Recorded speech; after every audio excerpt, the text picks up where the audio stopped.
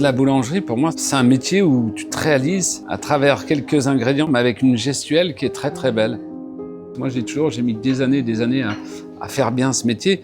Je me dis, peut-être que les gens sont beaucoup plus doués que moi, peut-être, ça arrive. Je crois que apprendre un métier, faut y passer du temps, faut être calme, il faut avoir différents maîtres d'apprentissage, il faut avoir envie de comprendre des ingrédients pour comprendre une farine plus forte, moins forte, pour qu'on fait des pizzas avec des farines fortes qu'on va bouler, qu'on va garder 2 jours dans son réfrigérateur, après elles vont s'étaler toutes seules.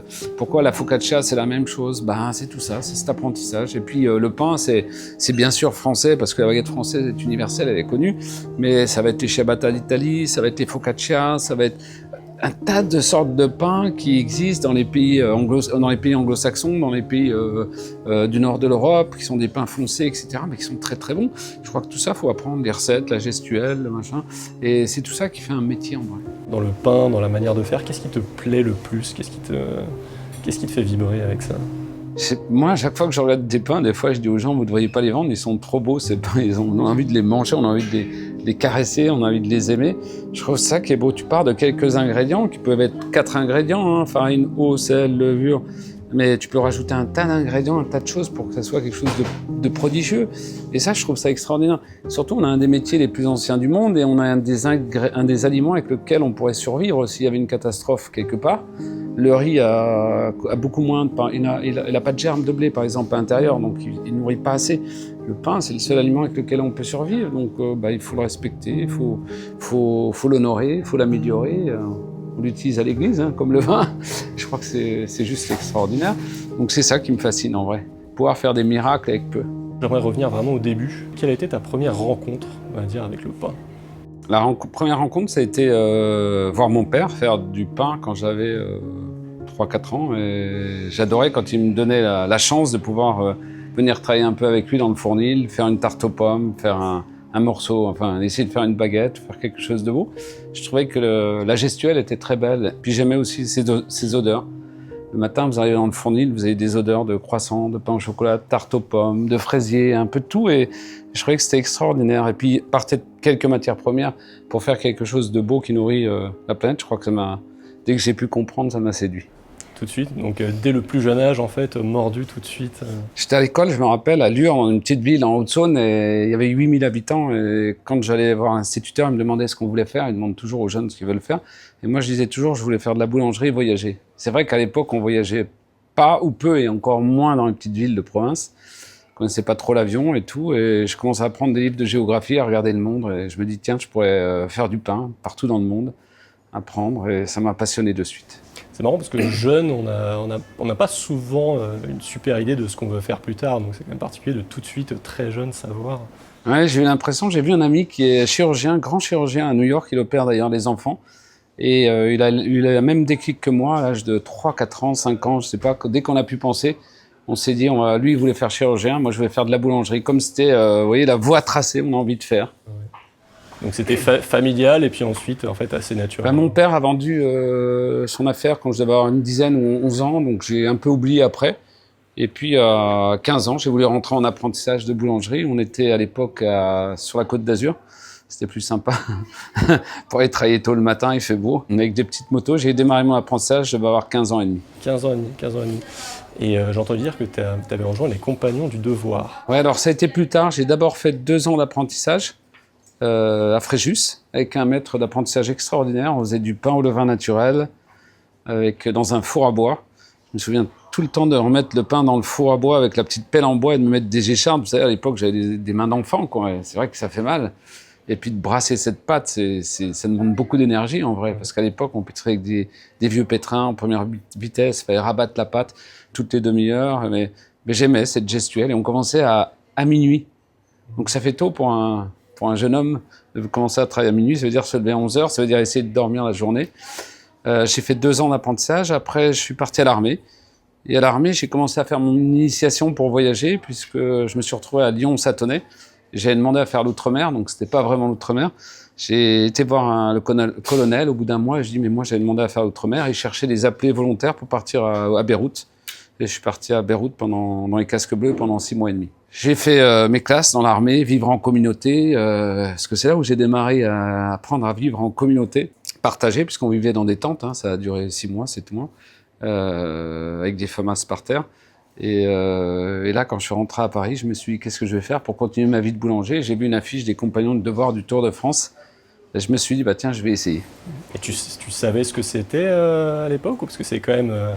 c'est connu sans être connu, c'est-à-dire qu'il y a plein de gens qui connaissent le nom mais qui ne savent pas forcément ce que ça implique. Ça peut aussi faire peur des fois, on a l'impression que c'est un peu que c'est un peu mystique, c'est un peu surprenant et qu'on travaille beaucoup. Et j'ai un de mes cousins qui était compagnon dans l'ébénisterie, donc j'avais entendu parler, mais bon, à l'époque c'est vrai qu'on n'avait pas les moyens de communication actuels, c'est vrai que c'était plus vague, mais je me suis dit tiens, je vais aller essayer. Je suis passé 3 jours à Place Saint-Gervais à faire ce qu'on appelle un pré-test, hein, et j'ai fait trois patrons différents. J'ai fait un essai, j'ai regardé comment les gens vivaient et tout. Et en vrai, cette communauté me rappelait l'armée en peut-être moins dur, parce que on n'est plus dans des tentes, on est dans des maisons, on partage le repas dans une grande salle. Enfin, c'est plus sympa et je suis rentré, voilà. Trop bien. Et alors, cette expérience compagnon, qu'est-ce que... C'est une expérience humaine, passionnante, dure à la fois, mais souvent je vois les gens qui ont fait des grandes écoles, ils me disaient que le plus dur, c'était pas les grandes écoles, c'était la préparation. Je crois que chez les compagnons, c'est ça, on apprend à se préparer pour la vie future, on apprend à vivre en communauté, on apprend à dormir dans des dortoirs, on apprend à partager le repas, on apprend la symbolique du compagnonnage, et on apprend surtout à apprendre et à former. Et ça, c'est le plus compliqué. En tout cas, chez moi, ça a été le plus compliqué. Me rendre compte que je connaissais pas, que je savais pas, qu'il fallait toujours apprendre. Et aujourd'hui encore, j'ai soif d'apprendre dans tous les domaines.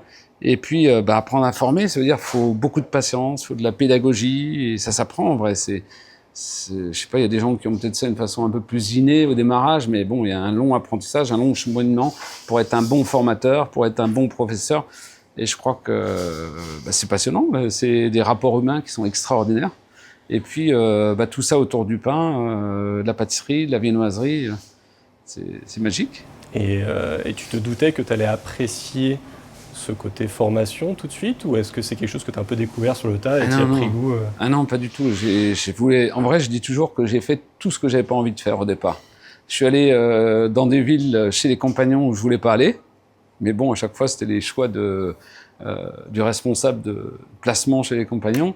Et puis, je voulais pas du tout devenir formateur. Quand j'ai fini le compagnonnage, je voulais partir. J'avais trouvé une petite amie au Canada. Je voulais partir vivre ma vie là-bas.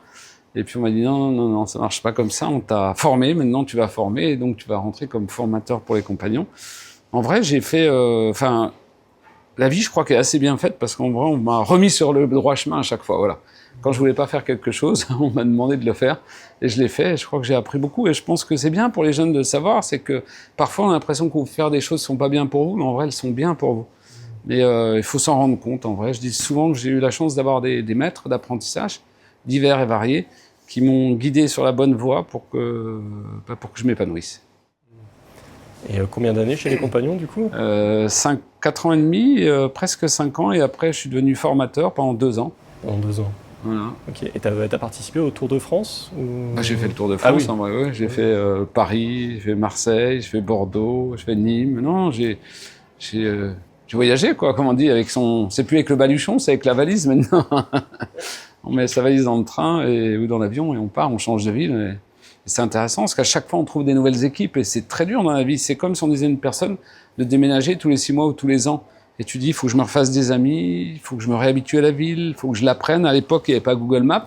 Donc, tu arrivais dans une ville, il fallait l'apprendre, il fallait la comprendre, il fallait voir comment ça marchait avec la voiture, le machin. Mais je crois qu'intellectuellement, c'est intéressant. Ça te pousse vers une démarche intellectuelle intéressante. Et d'ailleurs, je crois que c'est ce qui m'a façonné pour pouvoir ouvrir des boulangeries partout dans le monde. Souvent, on me demande où est-ce que je me plais, mais je dis, moi, vraiment, je prends l'avion, je suis heureux. Tu m'envoies en Afrique, tu m'envoies en Asie, tu m'envoies en Espagne, tu m'envoies aux États-Unis, je suis toujours heureux. Et donc c'est quelques années chez les compagnons à commencer à voyager qui ensuite t'ont fait prendre conscience que le voyage, la découverte, c'est ça qui te plaît en plus du pain et de... C'est en vrai de transmettre une passion partout. On a fait des formations partout pour les jeunes enfants qui étaient abandonnés au Cambodge, en Afrique. On a fait les premières écoles de formation en Russie pour les enfants handicapés, mais légèrement, donc soit des sourds et muets, enfin des gens qui avaient des légers handicaps. on les a remis au travail et je crois que c'est magnifique.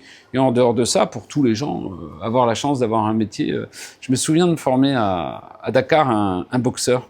Et je le formais à faire des croissants. Et il était pâteau, le gars. Vous voyez, il était fort, il était musclé et tout, mais quand il roulait ses croissants, ça allait jamais. Et je lui apprenais vraiment à poser ses mains, à être calme, et à faire des pas de boxe en même temps qu'il faisait ça. Et j'ai revu ce gars 10 ans après, je crois chez nous au Maroc. J'étais tellement content de le revoir. C'est-à-dire que le gars, il a compris que il fallait, s'il pouvait pas faire une carrière de boxeur professionnel, il pouvait avoir une évolution, une carrière dans la boulangerie, que c'était extraordinaire. Et je crois que pour nous, il a fait plein de pays, le Burkina Faso, le Maroc, etc. En vrai, c'est donner la chance à des gens d'avoir un métier et avec ce métier, vous pouvoir voyager, s'épanouir et nourrir sa famille. Mais d'où ça te vient? Parce que c'est quand même, entre guillemets, c'est pas que c'est pas naturel, mais il y a plein de gens qui pratiquent un métier qui n'ont pas nécessairement envie de retransmettre ou de partager. Donc d'où ça te vient, cette envie, ce besoin d'aider, de partager? Je sais pas, je crois que j'étais destiné à faire... moi, je crois beaucoup à la destinée, à faire ce métier, à le faire avec passion. Puis je crois qu'on m'a poussé à devenir formateur et à comprendre la machine humaine, le mécanisme humain, et qu'il fallait que je passe du temps à transmettre, que j'apprenne à apprendre et que je fasse tout ça. Je crois que c'est le destin qui m'a poussé dans cette voie-là, il fallait que je la fasse. Ok, donc assez naturellement, après, ça a été envie de partager. C'est dur au départ, parce que quand tu te dis, tiens, je suis pas la voie que j'ai envie de faire, et qu'on te détourne de ta voie que tu crois être la bonne, tu te casses un peu la tête, mais bon, il faut le faire. Ouais, parce qu'en plus, tu te projettes pas tout de suite dans ce cas-là, parce que tu dis, moi, j'ai un truc qui est tracé, je sais où je vais, on me dit, bah non, en fait, il faut aller à droite ou à gauche. Et c'est dur de se projeter, de se dire, en fait, c'est une bonne idée de faire ça assez tôt. Non, c'est dur, mais bon, je crois que quand on t'a donné la chance de pouvoir faire un parcours, après, si on te demande d'aider les autres à faire ce type de parcours, il faut le faire. Enfin, ça fait partie de la vie, quoi. C'est la transmission, en vrai. Je crois que c'est ça aussi qui m'a passionné dans ma vie. On a démarré, nous, notre premier magasin il y a 30 ans, rue Monge, en 13 septembre 96. Et à l'époque, c'est une boulangerie, pâtisserie, viennoiserie, et parce que j'avais les moyens de faire ça, donc j'ai investi tout ce que j'avais pour faire ce premier magasin. Et après, au fil du temps, on a additionné des restaurants, des pizzerias, des cafés, des salons de thé. Tout le temps. Et partout, on a fait ça en Afrique. D'ailleurs, on est très connus pour ça. En Afrique, on est vraiment des lieux de vie où les gens viennent se restaurer tout au long de la journée. On a des espaces de 1000 mètres carrés dans certains endroits et les gens adorent. Donc, il faut faire en vrai ce que veulent les gens, les clients. Il faut les satisfaire. C'est ce qu'on essaie de faire. Et comment tu passes parce que entre guillemets, être boulanger, avoir sa boulangerie et construire quelque chose comme tu as pu faire avec des boutiques aux quatre coins du monde, comment, déjà, comment tu passes de l'un à l'autre, et deux, comment tu fais parce que si tu es passionné par le pain, par la matière, par ce que tu fais, il y a quand même un monde entre la matière et créer quelque chose, pas un empire, mais créer quelque chose de beaucoup plus grand, où tu es peut-être moins en contact au quotidien avec la matière. Ouais. Alors, je reste assez au contact avec la matière, parce que je fais toujours beaucoup de démonstrations, aux États-Unis, en Asie, en France, partout. Alors, j'essaie de le faire autant que je peux, parce que ça me libère l'esprit déjà. Deuxième chose, c'est que j'avais vu un monsieur là qui était un de mes tuteurs aussi, qui était un des directeurs d'un gros groupe de restauration. Il me disait, dans la vie, il y a des paliers. Tu passes d'un magasin à deux magasins, c'est dur. De 2 à 4, c'est dur. De 4 à 8, c'est dur. Et tu as toujours ces paliers, il faut que tu les passes. Et à chaque fois que tu passes ces paliers, il faut que tu trouves les bonnes personnes qui vont avec. Alors, c'est quoi les personnes? C'est des comptables. Ça va être des avocats, si tu grossis encore. Ça va être des ingénieurs. Ça va être tout ce qu'il faut pour construire une entreprise. Donc en vrai, il faut à chaque fois qu'on trouve cette architecture d'entreprise pour que ça fonctionne. Et parfois, les gens qui sont là au démarrage sont pas toujours 10 ans après parce que ça leur convient plus ou parce que l'entreprise est devenue trop grosse. J'ai par exemple eu une fille qui était extraordinaire, qui est restée avec moi pendant 18 ans, qui s'appelait Magali, qui s'occupait de tous les démarrages et de la responsabilité de nos magasins. Puis elle est partie il y a quelques années, parce qu'elle a trouvé un homme, elle s'est mariée, elle a fait un enfant. Donc en vrai, ce qu'il faut, c'est trouver ces gens qui peuvent t'accompagner, puisque de toute façon, toi, en tant que boulanger, ou ébéniste, ou architecte, tout ce que tu peux pas tout savoir. Donc tu as besoin des hommes qui ont la connaissance. Donc j'essaie de toujours bien m'entourer partout. Et à partir de ce moment-là, les choses se mettent en place. Mais en vrai, encore une fois, je parlais du destin au démarrage. Je crois que mon destin était de faire ça. Je me voyais enfant, rêver dans mes rêves et ouvrir des boulangeries dans le monde et voyager. Alors, je sais pas si c'était un rêve éveillé ou c'était une envie que j'avais, que j'ai développée, mais en tout cas, j'ai tout mis en place pour que ça fonctionne. Destin, envie, on n'est pas très loin, je crois, dans le subconscient pour que ça se mette en place et que ça fonctionne en tout cas. Et je l'ai fait. Et donc très tôt, tu savais que c'était pas juste une boulangerie que tu voulais ouvrir, c'était quelque chose de plus grand. Ouais. J'avais besoin de voyager, j'ai besoin de voyager, j'ai toujours besoin de voyager, j'ai toujours besoin de partir partout dans le monde. Là, j'arrive d'Asie, hein, j'étais en Thaïlande et au Cambodge, je repars aux États-Unis, je repars en Espagne. Vraiment, j'aime ça. Et ça me pèse pas, ça me fatigue pas, le jet lag me fatigue pas. Non, c'est quelque chose que j'absorbe parce que j'en ai envie. Donc, qui dit voyage, dit aller à la rencontre de personnes qui sont différentes, de cultures différentes, de gastronomies différentes. Est-ce que toi, tu essayes d'apporter, on va dire, la French touch partout où tu vas, ou est-ce que tu essaies de t'adapter à... Alors, il y a une double question là-dedans. Premièrement, on a 60-70% de nos produits qui sont les mêmes partout, mais par contre, 30-40%, on s'adapte à chaque pays. Par exemple, je prends l'exemple du Mexique, qui mange beaucoup de pain à partir de maïs ou de semoule, donc on fait beaucoup de pain à base de semoule et de maïs. Ensuite, c'est sûr qu'il y a des pays où on vend beaucoup plus de restauration, café, petit déjeuner, qu'on va vendre de pain, parce qu'il y a des pays où on ne vend pas beaucoup de pain. Je prends un exemple, le Japon, notre plus grosse boulangerie sur une 50aine de magasins, c'est un magasin où on vend 200 baguettes par jour. En France, ça n'existe pas, 200 baguettes, c'est rien. On vend 1000, on vend 2000, etc. La deuxième chose, c'est comment comment on vit avec les gens. Moi, je dis toujours qu'une association, nous, on fait soit de l'association, soit de la licence de marque. C'est comme un mariage. Il faut arriver à s'entendre pendant très longtemps. On voit toujours les premiers mois, les premières années, c'est l'amour à la folie, puis après, ça se défait un petit peu. Et en vrai, je crois que chacun doit évoluer à sa façon, mais on doit essayer de s'adapter l'un à l'autre. C'est ce que j'essaie toujours de faire. Par exemple, je prends notre partenariat le plus vieux, c'est le Japon. Ça fait 26 ans qu'on est. Je suis toujours avec mon partenaire. Et j'ai l'impression qu'on s'est habitué l'un à l'autre au fil des années avec l'évolution qu'on a eue chacun. On s'est toujours beaucoup respecté. On a toujours essayé de faire l'un pour l'autre pour que ça fonctionne. Un peu comme dans la formation et la transmission. Et dans chaque pays, il y a des us et des coutumes qui sont différents. Au Mexique, c'est différent. Aux États-Unis, c'est différent. J'ai toujours essayé d'être assez malléable pour m'adapter. Voilà. Ça ne veut pas dire que tout fonctionne bien, hein. J'avais un monsieur là qui était un de mes mentors aussi qui me disait toujours, sur 10 entreprises, t'en as 6 ou 7 qui marchent très très bien, t'en as une ou deux qui marchent moyennement, et t'en as une ou deux qui marchent très mal. Et celles qui vont te prendre du temps, c'est comme dans une famille, ça va être ceux qui ont le plus de mal. Et là, c'est là où il faut passer du temps au chevet de l'enfant malade ou de l'entreprise malade. Je crois que c'est une entreprise, c'est tout ça en vrai. Tu peux pas te dire, je viens, j'impose, je fais faire, et puis ça fonctionne. Non. Tu viens, tu essaies d'imposer ce que tu penses être bien, tu écoutes les gens qui sont en face de toi, tu essaies de t'adapter au marché local, tu essaies de t'adapter à ton interlocuteur, et ensuite ça fonctionne. Parce que Maison Kaiser, maintenant, ça représente combien de pays, Aujourd'hui, je pense qu'on est dans 35 pays, ça doit être au moins 400 points de vente. Et puis on a aussi d'autres marques, on est associés, on fait vraiment plein d'autres choses. Comment tu fais pour pas te disperser dans ces cas-là? Parce que 35 pays, 400 points de vente, c'est quand même énorme. Alors moi, j'ai la chance d'avoir des hommes extraordinaires et des femmes qui sont des boulangers, qui sont des pâtissiers, des traiteurs, des vendeurs, des cuisiniers, tout ce qu'on veut. Et ces gens-là transmettent la bonne parole. Je me souviens, moi, quand j'étais à Monge, tout démarrage, pendant des années, j'étais tous les jours au fournil.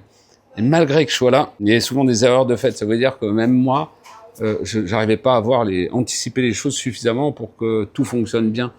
Et j'allais dire, à partir du moment où tu donnes la responsabilité à des gens qui sont de confiance et qui veulent faire bien, c'est la même chose, ils te transmettent le même message partout. Et je trouve que ça fonctionne globalement assez bien. J'ai pas dit que c'était parfait, hein. On est perfectible partout. Vous voyez, je suis venu ce matin ici, je vois que c'est tout neuf, le congélateur est en panne, la chambre de fermentation est en panne, machin. Sûrement qu'il y a des problèmes dans l'installation, on va revoir tout ça, il y a un problème de prise. Mais il faut toujours être en mouvement perpétuel. Voilà. Et puis j'essaie moi de passer dans les pays également pour voir comment ça fonctionne, etc. Puis de remettre en cause peut-être ce qu'on a fait pour leur faire mieux. Est-ce qu'il y a un pays en particulier où quand on te dit tu as appris quelque chose qui te vient à l'esprit? Ah mais moi je crois que j'ai appris vraiment beaucoup, mais j'allais dire là où j'ai eu le plus d'apprentissage, mais parce que le pays est fort, c'est les États-Unis. Parce qu'il fallait faire du volume, parce qu'il fallait penser différent, parce qu'il fallait réfléchir vite, et je trouve que ces Américains ils ont une façon de travailler qui est quand même assez différente des autres. Il faut aller vite, il faut penser gros, il faut penser fort. Et je trouve que j'ai appris beaucoup là. J'ai appris à mécaniser, à industrialiser, on pourrait dire entre guillemets, un travail artisanal avec une très très grande qualité. Et comment tu fais? Parce que, entre guillemets, le pain, c'est de l'eau, de la farine, du sel. Comment tu fais pour pousser ça vers un niveau de qualité? Comment tu vas chercher ce niveau de qualité? Comment tu vas chercher, entre guillemets, toujours un peu plus loin? avec quelque chose qui fondamentalement est assez simple, on va dire, dans la Constitution. En vrai, c'est surprenant. J'ai été à l'exposition universelle il y a 1 an. Et vous allez voir le parallèle, hein. On va loin. Hein. Je suis au Japon, à Osaka. Et je rencontre une femme qui est habillée en samouraï. Je dis, mais qu'est-ce que tu fais? Elle me dit, je suis descendante d'une lignée de samouraïs. Sa famille était dans les samouraïs. Bon. Elle vend du thé. Ok. Et elle faisait du thé dans notre magasin à l'exposition universelle à Osaka. Ok, j'oublie. Je reçois un message quelques mois après. Elle me dit qu'elle veut venir me rencontrer en France. Elle vient en France avec des docteurs, des machins. Je dis, qu'est-ce qu'elle fait? J'ai pas compris. Je dis, mais tu fais quoi? Tu fais du thé ou tu fais autre chose? Non, elle me dit, j'ai aussi un centre de recherche très important au Japon où on essaie d'améliorer la longévité des gens. D'accord? Et là, le docteur se met à parler, le docteur japonais. Il me dit, je suis parti dans ces villages au Japon où les gens vivent plus de 100 ans, sont centenaires. D'accord? Je dis, mais quel rapport avec moi? Il me dit, on a essayé de chercher. Est-ce que c'était à cause de leurs pommes de terre? Est-ce que c'était à cause de leurs prunes? Est-ce que c'était à cause de leur saké, etc. Mais c'était pas ça du tout. Il me dit, ces gens, ils étaient sales, ils se lavent pas beaucoup, ils mangent n'importe comment, ils fument, ils boivent et ils sont centenaires. Je dis, mais alors c'est quoi le secret? Il me dit, le secret de leur longévité, c'est les microbes qu'ils ont sur leurs mains, partout, sur leur corps. Ils se nettoient pas, ils sont pas propres comme les autres. Et on a récupéré ce microbe et on l'a développé en laboratoire pour essayer d'améliorer la vie du monde. Bon, je suis d'accord, j'ai toujours pas vu le rapport avec moi. Et il me dit, écoute, j'ai fait des cellules souches et j'aimerais que tu fasses des essais avec tes levains pour voir si on pourra améliorer la vie des gens à travers le pain. Et hier, je suis repensé parce que je suis rentré de voyage et j'ai reçu leur grand truc de cellules souches pour essayer de tester, pour mettre dans mes machines à levain. Alors tu te dis, moi, il y a 35 ans, avec un ami, on était formateur et on se disait, Patrick Castagna, on se disait, les gens n'arrivent pas à travailler pour faire du pain au levain, donc on va inventer une machine pour que ça soit plus simple. On a créé ce qu'on appelle la machine fermente au levain qui permet de gérer des levains en permanence. C'est-à-dire que la machine, tu mets une souche dedans, et après, chaque jour, tu remets de la farine, de l'eau, tu as un réservoir pour pas perdre la souche mère, et tu vas faire fermenter. Donc ça va chauffer, ça va refroidir, etc. Ça, c'est une machine qui fait du levain en permanence. Si tu veux pas, tu peux acheter du levain déshydraté que tu vas rajouter dans ton pétrin chez les levuriers qui, à l'époque, ne voulaient pas entendre parler de levain, mais ils se sont mis, finalement, ils ont vu que le marché était bon. Okay. Tu pars de ça, et tu vois d'un seul coup des scientifiques qui viennent te voir pour te demander de faire des essais, pour faire des alicaments, hein, ce qu'on appelle des médicaments à travers des aliments, pour essayer de voir si ça pourrait améliorer la vie des gens. Bah, tu te dis, mais comment la vie ne peut pas être écrite? Tu vois, je suis au Japon, eux ils sont au Japon, moi je suis en France, je trouve la voie pour rencontrer ces gens. Et là, je vais les voir au mois d'octobre pour qu'on fasse des recherches très poussées dans leur laboratoire. C'est la beauté de la vie, ça, je crois, c'est extraordinaire, c'est un destin, c'est une destinée, c'est croire en quelque chose, et puis les choses arrivent comme ça. Donc c'est la preuve qu'en fait, finalement, à partir de quelque chose, on va dire, relativement simple en termes de composition, on peut quand faire même des choses extraordinaires. Alors nous, comment on a fait? Je suis allé en Inde, j'ai regardé qu'ils utilisaient le curcuma. Puis après, je suis allé au Cambodge et j'ai vu qu'ils utilisaient du poivre de Campote. Et après, on a utilisé du chocolat du Venezuela et du machin. On a mélangé les ingrédients, on a commencé à faire des pains ou des produits, la pâtisserie idem, pour que ça soit quelque chose de beau et qui plaise surtout au goût des gens. C'est ça qui est extraordinaire. Je revoyais il y a 2 ans ou il y a 3 ans, on a gagné le pain des morts au Mexique. C'est une spécialité pour la fête des mères, ils font un pain spécial. On a gagné le premier prix parce qu'on a su le réinterpréter comme il faut. On a gagné le premier prix du croissant au thé vert au Japon. En vrai, on s'est adapté aux cultures, aux coutumes locales, aux ingrédients pour pouvoir faire quelque chose de bien, mais surtout qui soit fermenté comme nous on pense que c'est bien. Tu sais peut-être pas tout de suite ce qui vient, parce que j'ai l'impression que tu fonctionnes vachement au projet, aux choses qui arrivent, mais est-ce qu'il y a des choses qui arrivent bientôt, qui te stimulent, qui te disent, mais enfin voilà, on est sur la bonne voie. J'aimerais ouvrir en Inde, là, okay. J'ai l'impression que ça se rapproche, parce que c'est une culture qui est quand même vraiment, vraiment différente de la nôtre. Et je veux tester, je voudrais ouvrir des magasins et voir comment on arrive à s'adapter, comment on arrive à fonctionner, comment on arrive à se faire connaître. C'est un continent qui est immense, c'est 1,5 milliard ou 1,6 milliard d'habitants. Mais je trouve intéressant de leur façon de vivre, de leur façon de vivre entre eux en communauté, etc. Et j'ai envie de tester ce marché en ce moment. Donc je pense que ça arrivera. On verra. Et peut-être qu'on pourrait créer des écoles de formation là-bas, en différentes parties, dans différentes régions. Ce sera intéressant. Et là, j'ai une équipe qui est en Chine aujourd'hui, en train de regarder aussi pour avancer, puisqu'on a Taïwan, on a Hong Kong, mais on n'est pas encore en Chine. Et tout ça nous demandera beaucoup d'adaptation intellectuelle et professionnelle. Est-ce que, parce qu'on a parlé de la tradition, on a parlé de faire les choses différemment, est-ce qu'il y a, on va dire, une ligne que tu refuses de franchir, ou quelque chose où tu te dis, voilà, ça c'est traditionnel, c'est comme ça, on le fait tel quel, versus quelque chose où tu te dis, bah non, en fait, on peut tout faire, on peut tout inventer.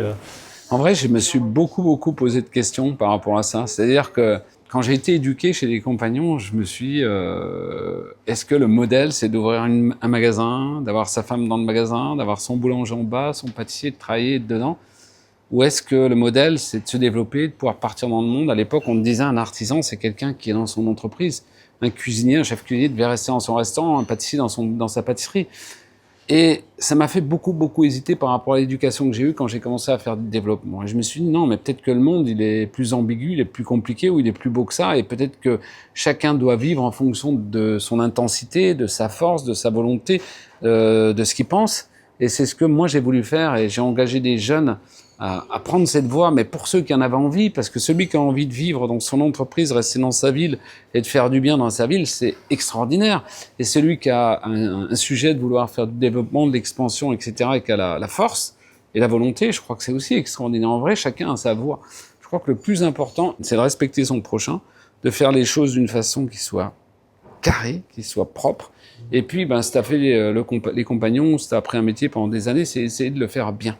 Je crois que c'est ça, en vrai, le message. Et moi, je dis toujours aux salariés chez nous, vous savez, quand je vous ai donné ma parole, en général, je la respecte. J'ai pas envie qu'on me prenne à défaut de pas respecter, et je veux que ça se dise partout. Et je crois que c'est ça, voilà, on essaie de faire. Quel est le meilleur conseil qu'on t'ait donné?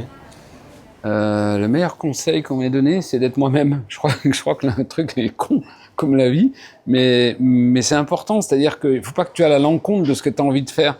Il faut pas que quelqu'un te bloque, ou faut pas, par exemple, tes parents, ils vont te dire ne pars pas, ne voyage pas, parce que les parents ont envie de garder leur enfant vers eux. Non, moi j'ai poussé mes garçons à voyager, j'ai poussé mes enfants à s'épanouir, et je crois que c'est ça en vrai le truc, c'est de pousser les gens, de les aider à ce qu'ils prennent leur envol. Moi, en tout cas, j'ai dit toujours, j'ai démarré ma vie d'une façon très dure, parce qu'à l'époque, on travaillait à minuit. Moi, je me souviens d'être au bal du lycée et de danser avec une fille qui était très jolie. Je me suis dit, tiens, j'ai de la chance. Et la fille, à 11h30, je lui dis, écoute, je suis désolé, il faut que je parte. Elle m'a regardé comme un fou, quoi. Puis elle me dit, mais tu vas où? Je dis, je vais travailler. Mais à l'époque, vous voyez, tu vois, t'étais apprenti boulanger, tu partais travailler à minuit, les métiers artisanaux étaient décriés. T'es sûr que la fille, tu la revoyais jamais. C'était dur, tu vois, quand t'as 15, 16 ans, 17 ans, je sais pas quel âge j'avais. Et à chaque fois, j'avais rencontré des filles, je leur disais, je suis désolé, mais je quitte la ville, etc. C'est dur, mais ça t'apprend aussi la séparation, les retrouvailles, ça t'apprend à t'épanouir, ça t'apprend à te refaire des amis. En vrai, je crois que c'est ça le truc, c'est que si t'as envie de voyager vraiment, en vrai, quand tu fais du compagnonnage, par exemple, le but, c'est qu'on t'emmène à voyager, on t'emmène à découvrir, on t'amène à aller au contact des autres. En tout cas, c'est ce que moi j'ai appris, c'est ce que j'ai fait à travers le monde. Et donc, si je devais te donner un conseil, je dirais aux gens, fais ce que tu as envie. Si tu as eu une vision à un moment donné dans ta vie, si tu as eu une prémonition, si tu as eu quelque chose, fais-le. Et tu parlais de tes enfants, et parce que toi tu viens quand même d'une lignée de boulangers, est-ce que pour eux ça a été, voilà, fils, toi aussi tu rejoindras, ou est-ce que... Non, vraiment, moi je veux pas que mes enfants fassent quelque chose qui me fasse plaisir ou pas plaisir d'ailleurs. Parce que je veux qu'ils soient heureux, pour moi c'est le plus important. Qu'ils soient épanouis, etc. Donc j'ai des garçons qui font des choses qui sont différentes.